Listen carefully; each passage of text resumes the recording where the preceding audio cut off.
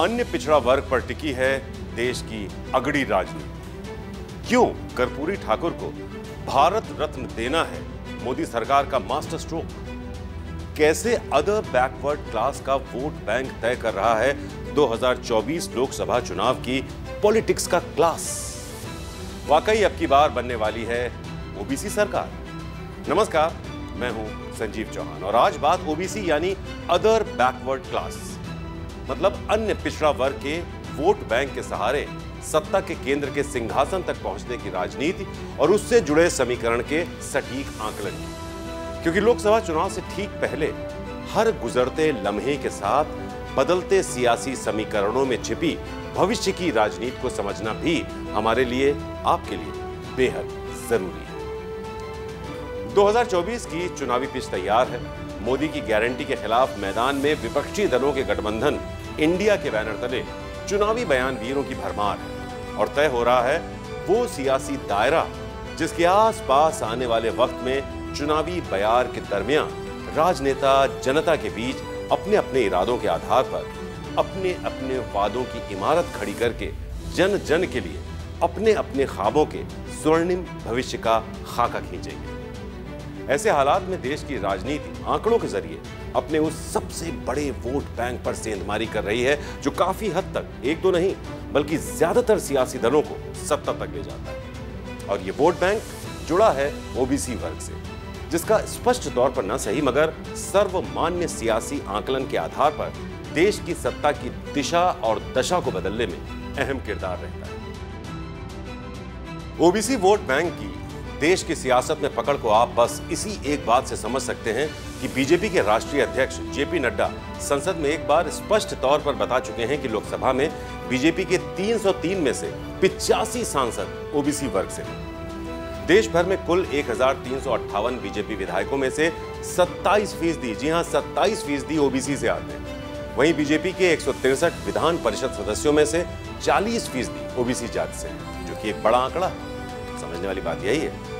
Vote bank के गणित को अगर समझेंगे, लेकिन उससे पहले हमें गौर करना होगा बिहार के पूर्व मुख्यमंत्री कर्पूरी ठाकुर को दिए जाने वाले भारत रत्न की विशुद्ध सियासी खबर पर। जी हां, ये एक विशुद्ध सियासी खबर है। अब आप पूछेंगे ऐसा क्यों? जरा ठहरिए और इत्मीनान से हमारे इस पूरे आकलन पर नजर रखिए, आपको आपके जवाब खुद ब खुद मिल जाएंगे। वैसे कुछ सवालों के जवाब तो आपको सोशल मीडिया पर कर्पूरी ठाकुर को भारत रत्न दिए जाने की खबर पर नीतीश कुमार की प्रतिक्रियाओं में भी स्पष्ट तौर पर दिख जाएंगे। दरअसल नीतीश कुमार ने ईबीसी वर्ग से ताल्लुक रखने वाले कर्पूरी ठाकुर को भारत रत्न दिए जाने के केंद्र सरकार के फैसले को लेकर 2 ट्वीट किए हैं, जिनमें से एक ट्वीट अभी भी उनके ट्विटर हैंडल पर मौजूद मिलेगा आपको, जिसमें वो बाकायदा प्रधानमंत्री नरेंद्र मोदी को धन्यवाद कह रहे हैं। तो वहीं दूसरा ट्वीट आपको नीतीश कुमार की प्रोफाइल से गायब मिलेगा। इसके पीछे की अहम वजह यह है कि नीतीश कुमार शुरुआत में किए गए ट्वीट में प्रधानमंत्री नरेंद्र मोदी का धन्यवाद जताना भूल गए थे। लेकिन ये कोई भूल नहीं थी जिसे नीतीश कुमार ने सुधारा है, बल्कि ये नीतीश कुमार की बदलती चुनावी रणनीति है जो बता रही है कि इंडिया में सब कुछ ठीक नहीं है और वो एनडीए से जुड़े अपने पुराने रिश्तों की जड़ों को खाद पानी दे रहे हैं, और जिसके पीछे की एक अहम वजह ओबीसी वोट बैंक की है। कर्पूरी ठाकुर जी को भारत रत्न भी प्रदान किया गया। अब आप जानिए ना, उनको भारत रत्न प्रदान करने के लिए तो हम तो शुरू से कह रहे हैं।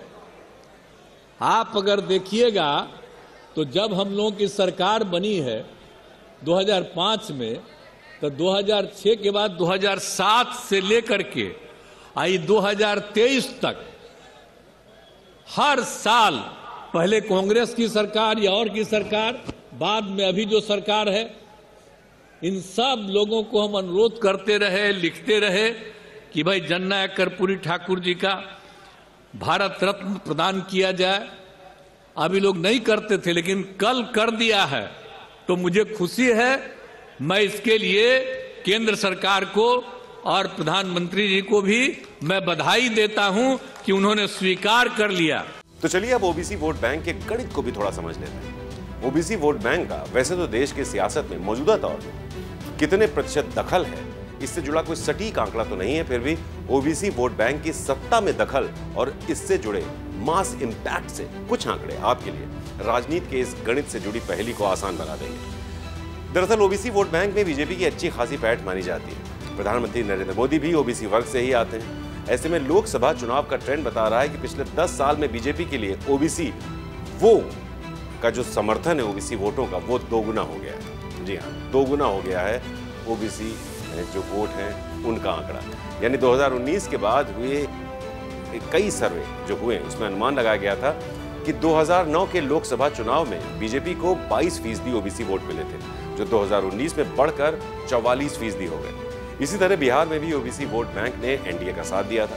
2019 में बिहार में एनडीए को 70% से ज्यादा ओबीसी वोट मिले थे। एनडीए में उस समय बीजेपी के अलावा नीतीश कुमार की जेडीयू और तब की रामविलास पासवान के नेतृत्व वाली एलजेपी भी थी, जो एलजेपी फिलहाल अपने कुनबे में वर्चस्व की जंग से जूझ रही है, जिसके पीछे की भी कई कहानियां हैं। मगर हम और करेंगे सत्ता के सिंहासन से जुड़ी लिखी जा रही उस असली कहानी पर, जिसे कुछ वक्त बाद सियासतदान हकीकत में तब्दील करने की ख्वाहिश के साथ जनता के बीच जाते दिखाई देंगे। दरअसल बात तो यह है कि यूपी और बिहार की राजनीति में अन्य पिछड़ा वर्ग का सियासी दखल ऐसा है जिसे दरकिनार कर दिल्ली तक पहुंचना आसान किसी भी दल, किसी भी नेता के लिए रहने वाला नहीं। क्योंकि पीएलएफएस यानी पीरियोडिक लेबर फोर्स के सर्वे के मुताबिक 2021-22 में देश में ओबीसी की आबादी 46% के आसपास होने का अनुमान है। वहीं एससी करीब 20% और एसटी की आबादी लगभग 10% है इस सर्वे के मुताबिक। बढ़ते हैं आगे की ओर और आपके लिए ओबीसी के आंकड़ों में उलझी सियासत को थोड़ा आसान बनाते हैं और सिलसिलेवार तरीके से यूपी और बिहार का सियासी गणित आपको समझाते हैं। तो सबसे पहले बात उत्तर प्रदेश की कर लेते हैं। तो उत्तर प्रदेश में ओबीसी की करीब 79 जातियां हैं, जिनमें सबसे ज्यादा आबादी यादव और दूसरे नंबर पर कुर्मी समुदाय की।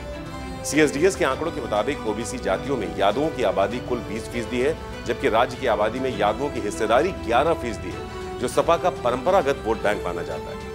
ऐसे हालात में यूपी से जुड़ा सबसे खास आंकड़ा जिस पर गौर करना जरूरी हो जाता है वो ये है कि यूपी में लगभग 52% पिछड़ा वोट बैंक में 43% वोट बैंक गैर यादव बिरादरी का है, जो कभी भी किसी भी पार्टी के साथ स्थायी रूप से खड़ा नहीं रहता, और जो बताता है कि आखिर क्यों एक तरफ यूपी में इंडिया के बैनर तले अखिलेश ताल ठोक रहे हैं तो दूसरी तरफ खुद पीडीए यात्रा भी निकाल रहे हैं, जिसे अखिलेश यादव खुद पिछड़ा दलित अगड़ा की यात्रा करार दे चुके हैं। इस यात्रा के जरिए अखिलेश की चाहत ओबीसी के साथ साथ दलित और अगड़ा यानी सामान्य वर्ग के वोट बैंक के जनाधार को जोड़कर अपने पक्ष में करने की है, जो अगर पूरी हो जाती है तो जाति आधारित बीएसपी यानी मायावती की सियासी महत्वाकांक्षा को तो दूर छोड़िए, बीजेपी के मिशन 80 के ख्वाब भी चकनाचूर होते नजर आ सकते हैं। ये तो बात यूपी की हो गई। अब बात बिहार की करते हैं, जहां से नीतीश कुमार की दल बदल वाली राजनीति के फिर से संकेत मिल रहे हैं।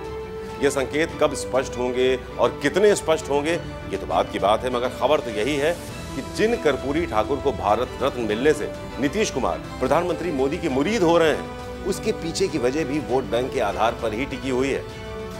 जैसा कि मैंने पहले बताया था कि कर्पूरी ठाकुर की पहचान को बिहार की सियासत में, या यूं कहें बिहार के सियासतदानों ने ईबीसी, जिसे अति पिछड़ा वर्ग भी कहा जाता है, उस वर्ग के सर्वमान्य नेता के तौर पर गढ़ा है। इस ईबीसी वर्ग में बिहार में 100 से ज्यादा जातियां शामिल हैं। यह आंकड़ा स्पष्ट करने के लिए काफी है क्यों मैंने शुरुआत में कहा था कि कर्पूरी ठाकुर को भारत रत्न देना मोदी सरकार का मास्टर स्ट्रोक साबित होने वाला है, क्योंकि कर्पूरी ठाकुर की सर्वमान्य सियासी प्रतिष्ठा से जुड़े ईबीसी वर्ग में सेंधमारी ओबीसी वर्ग का एक विकल्प बन सकती है, जिसे बीजेपी साधने के प्रयास में है ताकि उसे वक्त रहते भुनाया जा सके। मेरे प्यारे साथियों, आप सभी ने देखा होगा कि कल देश ने एक बड़ा निर्णय लिया है। ये निर्णय है जननायक कर्पूरी ठाकुर जी को भारत रत्न देने का। खैर, लौटते हैं बिहार के जाति आधारित समीकरण पर। दरअसल जातीय जनगणना की रिपोर्ट के मुताबिक बिहार में अन्य पिछड़ा वर्ग यानी ओबीसी 27.13% है, जबकि अति पिछड़ा वर्ग यानी ईबीसी 36.01%। बिहार में करीब 30 से ज्यादा जातियां ओबीसी और करीब 113 जातियां अति पिछड़ा वर्ग में आती हैं, जो ये बताता है कि यह तादाद किसी भी दल की चुनाव में दिशा दशा तय करने के लिए काफी है।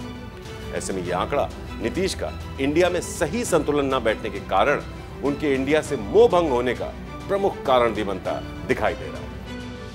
जातिगत आधारित राजनीति का उलझा हुआ यह गणित ही है जिसके चलते ही वक्त वक्त पर सपा नेताओं को तो दूर छोड़िए, कांग्रेस और बीजेपी के कद्दावर नेता भी जातिगत जनगणना को लेकर अपनी आवाज बुलंद करते नजर आए। अब ऐसे में ओबीसी वोट बैंक से जुड़े ये आंकड़े ये बताते हैं कि आने वाले वक्त में इस वर्ग के लोगों के बीच जनता के प्रतिनिधि जनहित के वादों के सहारे अपने सियासी हित साधने के लिए पूरी जोर आजमाइश के साथ जनहितकारी ऐलानों की झड़ी लगा सकते हैं।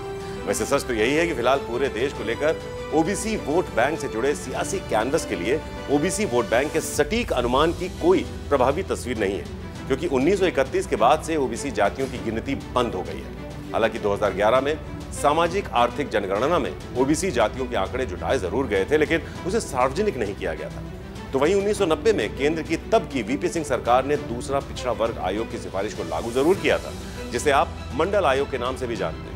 मंडल आयोग ने ओबीसी की 52% आबादी होने का अनुमान लगाया था। अब इसमें गौर करने वाली बात क्या है, तो वो ये है कि मंडल आयोग ने ओबीसी आबादी का जो अनुमान लगाया था उसका आधार भी 1931 की जनगणना ही थी।